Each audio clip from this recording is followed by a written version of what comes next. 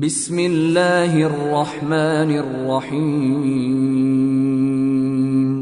رب اشرح لي صدري ويسر لي أمري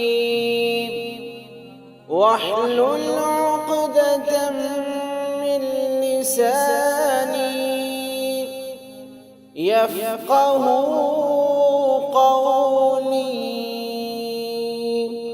رب اشرح لي صدري ويسر لي أمري واحلل عقدة من لساني يفقه قولي.